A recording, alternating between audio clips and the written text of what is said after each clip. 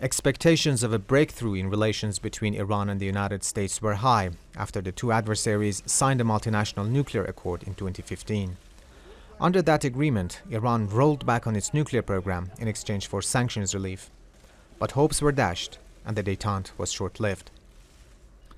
Former U.S. President Donald Trump reneged on that deal in 2018 and restored harsh U.S. sanctions, prompting Tehran to gradually violate the agreement's limits.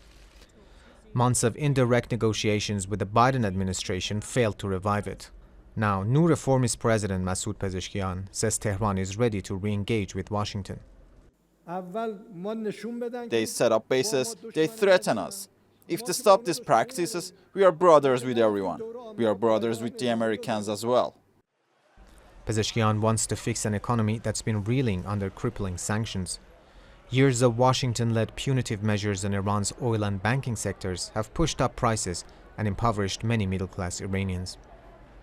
A lot depends on the approach of the next U.S. president, but the 10-year agreement, known as the JCPOA, will expire next year, and the chances for its survival aren't high.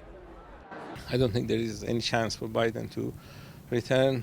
I don't think Harris will return if she becomes president, and Trump was the guy that left the agreement, so there's no chance for him to return to the agreement. So I think that nuclear agreement is more or less dead. It's the responsibility of the United States for killing it.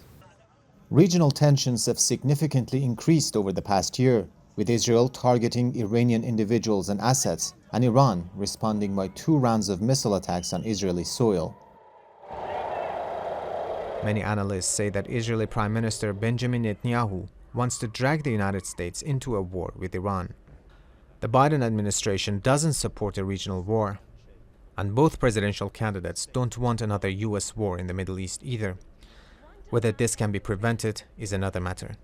Let's not forget the 20 years of war in Afghanistan and Iraq, and they are by no ways comparable to Iran and its military capabilities.